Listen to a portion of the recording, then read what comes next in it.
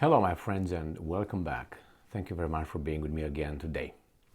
Top Ukrainian official asks the question, why are civilians still in Bakhmut? And she wants them to evacuate immediately. The situation in Bakhmut is currently the hottest military spot in Ukraine, and it seems like Vuhledar tries to challenge Bakhmut for that spot. Now, I have two articles here coming from Russian sources, which obviously they will use some kind of semantics in order to express whatever they want to express. So be mindful of that. So let's see what the Ukrainians are saying according to the Russians.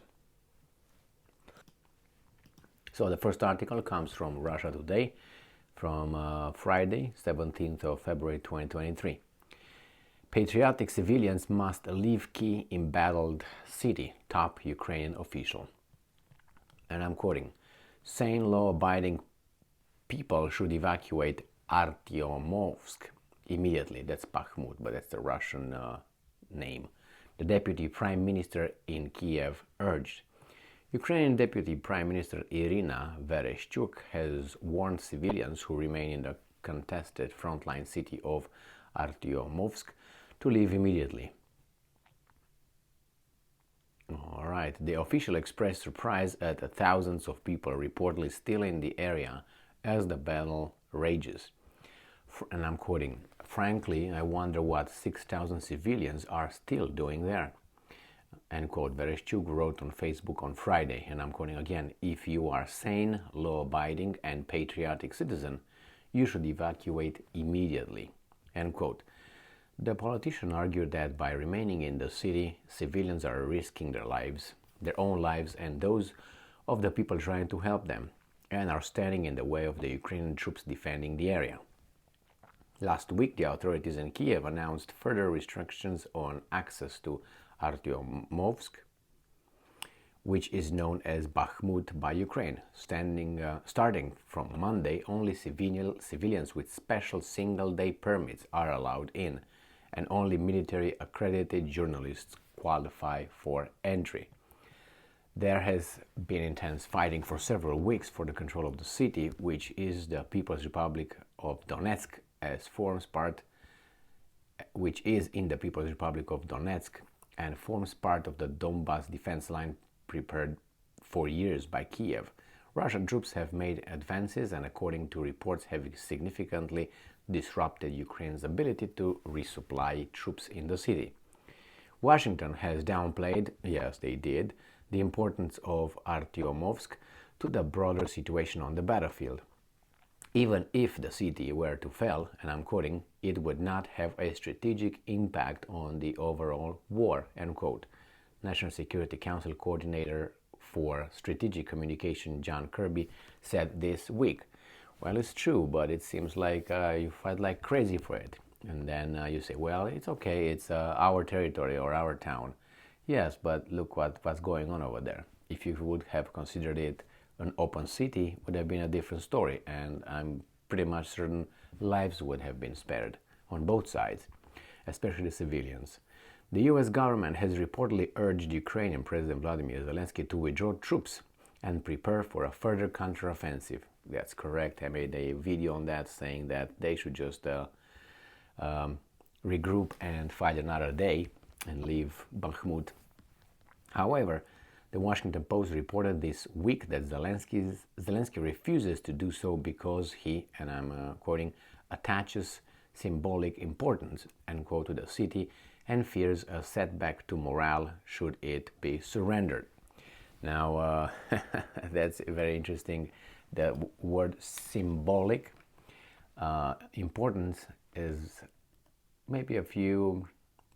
certainly, a few days ago, the Ukrainian Minister of Defense, Reznikov, stated that the Russians will attack or restart their offensive on the 24th or around the 24th of February to celebrate or to mark the one-year anniversary of the starting of the operation. And his reasoning was, listen to this, the Russians love symbolism. Okay, it's like I would say, oh, Romanians love chicken, if you know what I mean. Yeah, so, but that's okay. But that was this guy's, I think, the information from his head that guaranteed his little brain that the Russian will start it because of the symbolistic trend of the Russian brain somehow, or culture or tradition. So this is the first article. The other article that I have here comes from Sputnik, and it's very interesting because I'm going to show you something here. This comes from Sputnik, Russia special military operation. It's somewhere down there. Live updates. Kiev urges Artemovsk. Here's differently spelled Artemovsk, and here it was RT something. Where is it? Artyomovsk. Now, you Russians make up your mind, if you know what I mean. So, Bakhmut, residents to evacuate. So, immediately. And if you go here, down here somewhere, first here, if I would like to make a video on the Russian Minister of Defense briefing on the progress of the special military operation, like, you know, the Ukrainians are providing it, it can't be displayed because it violates local laws. I don't know. All right, so let's go and see. So this is the article here. Ukrainian Deputy Prime Minister urges Artemovsk Bakhmut residents to evacuate immediately. Ukrainian Deputy Prime Minister Irina Vereshchuk on Friday urged all law-abiding and patriotic residents of Artemovsk Bakhmut to evacuate from the city immediately. And then this is what she said, what she wrote on Telegram. I appeal to the civilians who are still in Bakhmut. If you are adequate, law-abiding and patriotic citizens, you must evacuate immediately. The official said that about 6,000 people were still in the city, stormed by Russian forces. And I'm quoting here. Second, you are creating additional problems and risks for all those people who are trying to help you, the military, the national police, volunteers. Third, you prevent our defense and security forces from working normally in the city because they have to be concerned about your safety all the time. Therefore, I once again urge you to evacuate immediately, Vereshchuk said. Artemovsk Bakhmut is considered of strategic importance. Okay, Russian forces have gained ground in the city's northern part and blocked 3 out of 4 routes supplying Ukraine troops since last Friday. Earlier this week, local media reported that Ukrainian archival documents were being evacuated from the city. Archival documents. So they get things out. That's not a good sign. So I think could be fair to say that the Ukrainians are trying to plan a little retreat from Bakhmut, and I covered this issue in another video where it said that the Ukrainians are creating another new, that was the word, new defensive lines behind Bakhmut. That means if there's new, there was unplanned.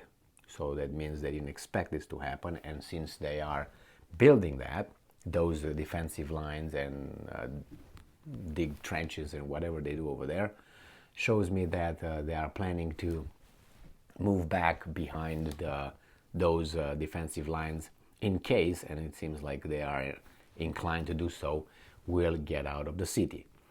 Again, I don't understand sometimes why these guys don't fight the war against the Russian invaders in front of the city, in the side of the city, behind the city, and they fight within the city. And well, I understand the strategic point of view, but on the other hand, that city, if you look at some pictures, is in ruin. Why would you do that? I mean, as a, as a medic, as a doctor, when you have to look at, not that I am one, but when you go and provide any emergency, in an emergency situation, and you provide any services, you make sure that you don't do more harm that already is there. So when you get involved in something, you look at, what's the harm, what's the benefit, what's the cost. Fighting within the city, obviously the town is done, is going to be done. Are you planning that? I'm just asking, are you planning to have a destroyed city in the hands of the Russians, so it's going to be harder for them to reconstruct it after they take over? Is that what it is? Is it, and it is, tactical, more beneficial to kill the other ones while in the city, while you don't care about the civilians' lives? I mean, I'm not saying to give up your territory, but cost benefit. And here it seems like the civilian, the civilian, the victims, the damage is much greater than the so-called benefit.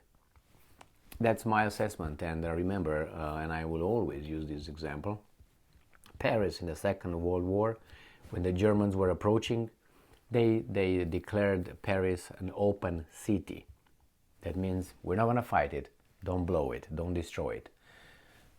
Maybe you can blame or you can claim that the situation was different and the French troops were decimated and all, which is not true, because France was not entirely occupied by Germany. If you remember the Vichy government, there was, a different, and then if you remember the guys in London, that was the French government for the Free France with the goal.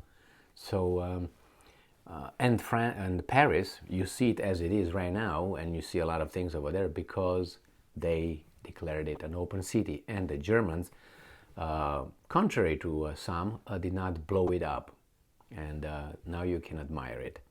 And I'm not saying good job Germans, I'm saying good job French people who decided not to have it flattened. But hey, it could be reconstructed to a certain extent, like Berlin. But anyway, I visited Berlin on many occasions, and beautiful areas, especially still, if you walk by or on Unter der Linden, there. Let's say Champs-Élysées of Berlin is still beautiful, and it's a lot of historical places if you go around or along where the wall was, which I also visited when it was the wall and it wasn't the wall, both times, Brandenburg Tor and all that. All right, so here it is. I think they already evacuated most of the, not most, I think Bakhmut had 80,000 civilians population. Now it's about 6,000 over there. So they evacuated more than 90% of the whole thing. And I hope they get out. Otherwise, they expose themselves to being hurt. Thank you very much for being with me again today. And I think the Ukrainians are going to, and I said this on the 1st of February, Bakhmut is already lost. We just don't, we're not informed about that, but we'll see. I mean, I've seen, things turn around and so on, but I don't see any evidence so far to suggest that the Ukrainians are pushing the Russians back, but on the contrary, the Russians advancing. And with this lady here making those comments, again, it reinforces the idea that the Ukrainians are ready to, and I think they should, fight another day, realign behind your defensive lines and regroup, and do what you do best, fight for your country. Thank you very much for being with me again today. Stay strong, stay smart, look for the truth, and be just.